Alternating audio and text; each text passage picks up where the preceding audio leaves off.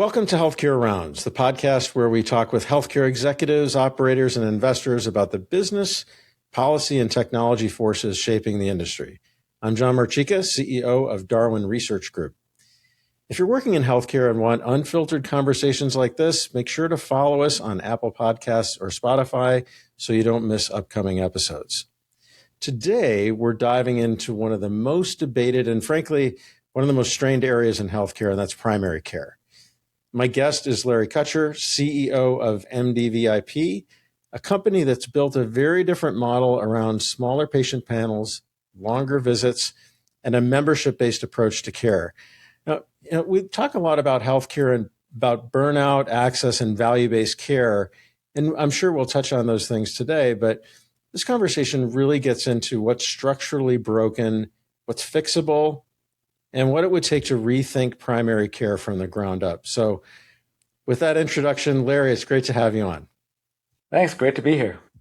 So I'm going to give you a layup to start, which is, when we say primary care is broken, and I have a quote that I'm going to pull out here in a few minutes, but when we say it's broken, what does that mean? And really specifically, what does that mean from a physician's perspective day to day?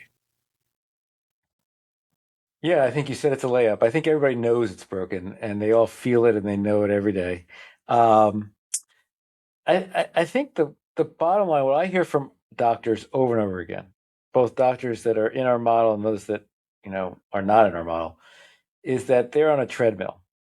That care, when you're a primary doctor, your job is every year to provide a little bit more of the same care and get paid a little less for it, to do it faster, to see visits, 10, 15 minutes, sometimes 5 minutes, to not really provide solutions, but solve specific tactical issues in any moment, and not do what doctors really went to med school to do. That's what they tell me all the time. I went to med school to make a difference and to help people live better. That's why they do it. And that's not what the medical system is set up to do. They've become, I often say all the time that most of our primary care doctors are basically all becoming urgent care doctors. That's what they are. They're being forced to, not because they want to, but because between the insurance companies and the government, the incentives that are in place are mandating volume-based medicine. And that treadmill gets faster and the care quality goes down and nobody is happy. The doctor's not happy and the patients for sure are not happy. Well, so when I think about, to bring in a little value-based care for a second, when I think about ACOs, something that we've talked about a lot on the show, the whole goal is, number one, primary care, right? So you've got these two basic models that Medicare is offering, Medicare Advantage and ACOs. That's where they pretty much so want just about everybody, right? And I've had ACO people on, and we've talked about this issue. So why is that? And right, we want better quality, right? We want keep costs down, preventive care. These are all things that are in that ACO model. So why is that failing? Well, the thing about value-based care, I'll pick on that specifically. I'm a real skeptic when it comes to value-based care. If you're going to improve health, it doesn't usually happen in a year. Like if I'm going to do preventative health and help patients live a healthier lifestyle, do the right kind of testing, prevent them from going to the hospital, I'm not saying you can't make a difference in a year, but the majority is you anticipate problems and you do it over a long period of time, and you bend the curve of the healthcare. You literally make it so people are healthier for a long period of time. And value-based care, by definition, is measured in year. And that is a real problem. So what we do, which is different than that, is we start with say, okay, we're not focused on the cost side. That's not where we start. We're not, our model, for better or worse, a member pays a membership fee. That creates a whole new revenue stream to the doctor. They're no longer beholden to the insurance company or Medicare or anybody else to tell them they have to do so much volume to get so many reimbursements, or so many codes have to be entered, or any of that stuff. Doesn't happen. Instead, they say, okay, my pact is I'm going to take great care of you. I'm going to help you understand where you are. Together, we're going to develop a plan for your future, for your healthy life. And that can be a plan that goes over a year, 5 years, 10 years, 15 years, and truly changes how people are living and the health care that they're getting. It's very different. So you're saying it's really more a matter of the time frame. In other words, when you're looking at something in such a shortened time frame, you're going to be necessarily focused on, I don't know, those immediately measurable things like the number of visits or, your diabetes score, whatever that is, but that you need a longer time horizon to be able to address it. Well, yes, absolutely, but it's also the incentives in the system, right? So it's the time frame that's very important, but it's also how are you measuring what you're measuring? So right now, the metrics are not really very patient centric, and they're not very doctor centric. They're very much cost centric. They're all about how do you drive more for less, and that's not really about better outcomes over time and better healthcare. And again, I'm going to go back to what I said. What our doctors really want to do is not solve tactical problems or say, they don't want to solve the problem after it's happened. They want to prevent it from ever occurring in the first place. That's just a different approach. And most of medicine is not set up to do that. It's set up to be reactive and then maximize, quite frankly, minimize the cost of that reaction to the issue. So what are the forces? And again, I feel like this is a little bit of a layup to start before we get into your business. But I just want to be clear about what we're talking about. What are the forces that are driving this burnout, that are driving the treadmill? Because I've literally not half an hour ago, I was just talking to somebody here about what actually in preparation for this conversation, what my doctor visit was like, say 10 years ago, 15 years ago.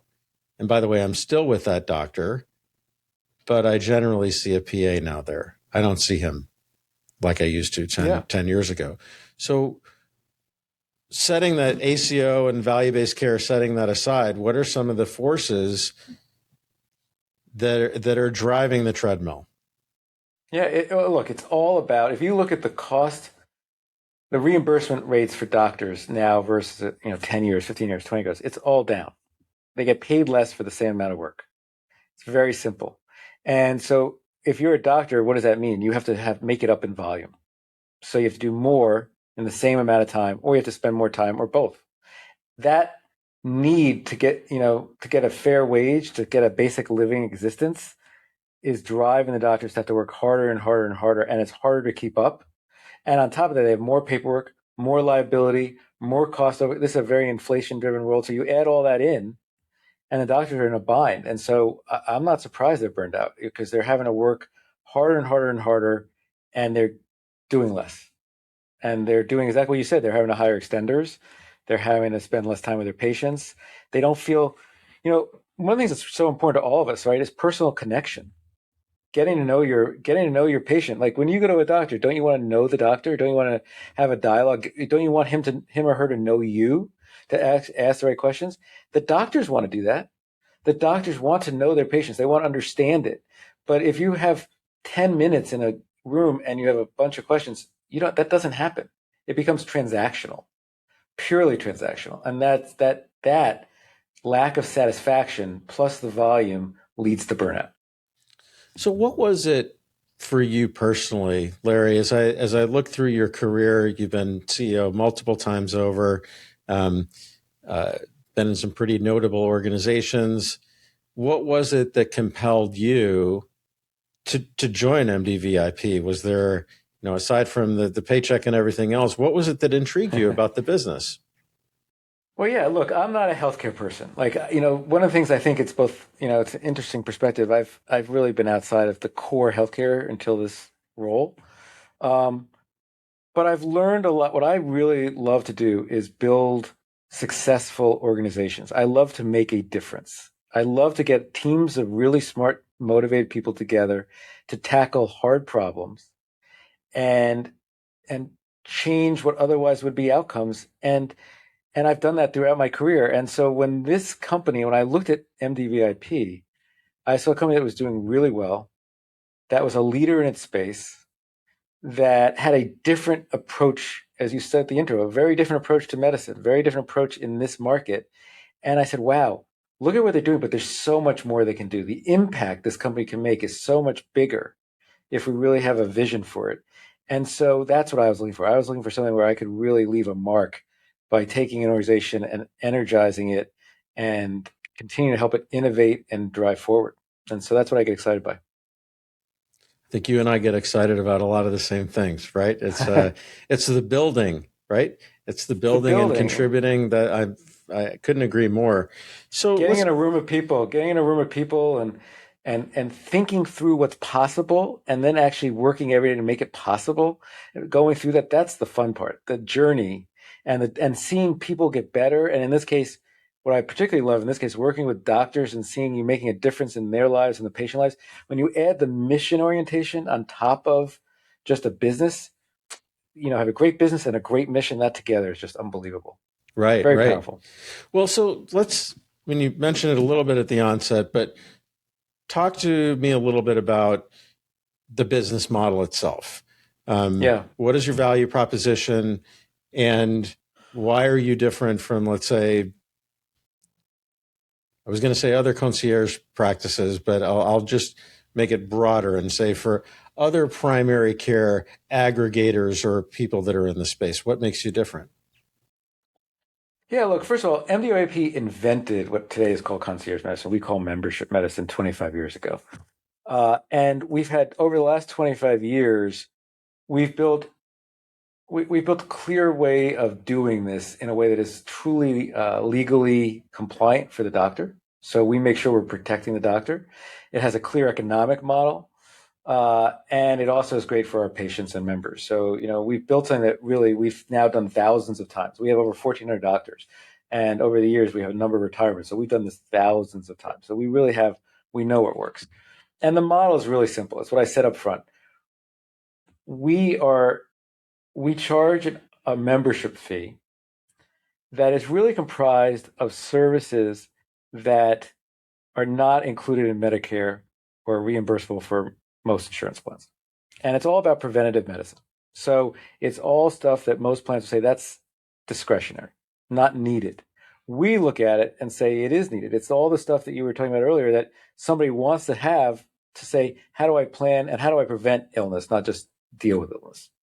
So we charge that membership fee. It covers all that advanced testing and very sophisticated examination and all the stuff we do. And we do that once a year. Often that exam could be up to 2 hours for each patient. Beyond that, that allows our doctors to really know their patient. They know them inside out. And so what we can then do is say to that patient, you know what, your doctor. Your doctor is now available. And by the way, I should have said this up front. Because the doctor has that membership fee, they reduce their panel size. So their panel size goes down from, you give me the number, 1,500, 2,000, 3,000, 5,000 these days. Whatever it is, it goes down from there to 300, 400, 500, 600. And so now our doctor has the time to, one, do all those exams, and two, make themselves available to the patients when they need it. They can text, they can guarantee an appointment within 24 hours, they can respond to emails real time. And so the patient and the patient and the doctor are having a dialogue. It's like you're starting up a conversation that you're in the middle of. You never are having to reintroduce what might, explain where you're coming from, because the doctor knows you. So that is the model. And the doctors, now, there's lots of other concierge type things that are out there. We're not, it would always, I have to be honest, what always annoys me like crazy is TV loves to show the doctor in the Hamptons charging $50,000 a year to go do house calls. And that's not what we do. We have 440,000 members in 47 states. Our average price is our prices range between $2,000 and $5,000 a year per member. It's not, I'm not going to call it, it's not that it's accessible for many people, right? When you think about it. And that's our point. We're not trying to charge something that is, this exclusive only, to the very small number of people. We think it's a better way to provide primary care. It changes the game so that doctors can spend more time with their patients, can do better diagnosis, can do preventive medicine, and the members can feel like they get heard and known. And what's really powerful is they get to develop a relationship. In the end of the day, when people say to me, as you said, I grew up as a marketer way back when I started my career at American Express. I learned about marketing and value. And in the end of the day, what's most important, what we do is we create we create a relationship between a doctor and their patients. And it's a deep, trusting relationship, like it used to be 10, 15, 20 years ago, 30 years ago. And that's what we do. That's what the difference. And our doctors will tell you often, what they'll say is, the only thing I wish I'd done is I'd done this sooner. It brought joy back into their life. They feel like why they went to medical school, they can now actually practice. And I can't tell you how many doctors come and say, I would have retired long ago if it wasn't this. I just couldn't keep going in the old model. So that's what makes us different. So I want you to address the $50,000 whatever, the doc in the Hamptons, because I want to read you a quote from Drew Altman. I think this is last week. Somebody asked, he's with KFF, asked to write a one-pager on what's wrong with healthcare. So that was probably a fun exercise. But here's what he says. If I were to nominate one more item for the list, it would be the crisis in primary care, with crisis in quotes. In many parts of the country, it's just not easily available. And in some, like Silicon Valley, where I live, much of it has been skimmed off to expensive concierge practices with long waiting lists. So then now I stick a microphone in your face and I say, go, respond. What do you say to Drew Altman? I would say primary care is broken. And if you didn't have membership medicine, that wouldn't fix it. What membership medicine actually has a chance to help fix it, because the core reason one of the reasons it's go broken is, we talked about at the beginning, they're burned out. It's not fulfilling. It's not a good job. You wouldn't tell your kid to go into it right now. But if you live the kind of life that you live within an MDVIP as a doctor, if you actually feel fulfilled, you feel like every day you make a difference, and you can recommend it to your friends and family, over time, you're going to have more primary care doctors, which is what we need. It actually makes it an attractive industry, an attractive job, an attractive career. It reaffirms the calling that they all went into. And that's what we need to do. We need to make something. And by the way, people won't flee it. They won't leave it. More doctors will be in it. So I think I understand it, but I understand what he is saying, but I just disagree. Well, in 20 minutes, you're making a convert out of me. So I get it. The fees themselves can cover fixed costs. They can cover a new person to hire, whatever the case is. But ultimately, what that allows is to get off the treadmill, right? And so you can reduce the panel, increase the time, increase satisfaction on the part of not just the patient, but also the provider and everybody there. So I get all of that. I guess I'm going to ask you to put your marketing hat back on. And what I'm curious about is, are you with MDVIP, are you in a role of marketing to patients? In other words, helping these doctors add the right kind of patients to their panel? Because I would imagine one of the things, if you're, maybe there's two questions in here, Larry. When a physician is converting to this model or moving over to this model, there's probably some trepidation. What if everybody leaves?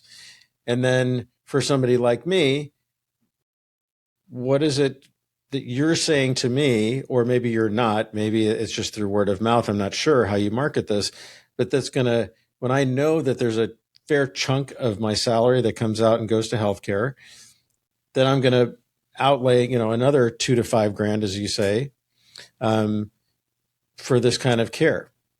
How do you acquire the patients, and then how do you convert? What's the process like for converting doctors? It's a really long way of asking two basic questions. I think you're asking me more than two questions, but I'll try to get to them. Fair enough. So I don't know which one let me answer the second one first, because I think it goes to the question you actually just asked me, and then I'll come back to the doctor. So how do we acquire them? I don't know whoever said in this country that all healthcare has to be free. Like, in other words, if you assume, like, I think consumers, individuals, gotten to the point to believe that, you know, healthcare is something I should get great care all the time, the way I want it, and not pay anything extra. I mean, I pay my insurance bills, and that's it. And as we just said, insurance companies are all about making money. They're not paying that money that the consumer pays to the doctor. They're slamming the primary care because they don't think it's valuable. They don't value it. So if the insurance companies and the hospitals don't value primary care the way they should, if the consumer doesn't pay for it, they're not going to get what they want. They're not going to get a healthier outcome. So I think it's actually what's so powerful about our model is it puts a little bit of the free market back into healthcare. If you want something, yes, you have to pay something for it, but it gives you more control over your destiny, and it gives you the outcomes you want.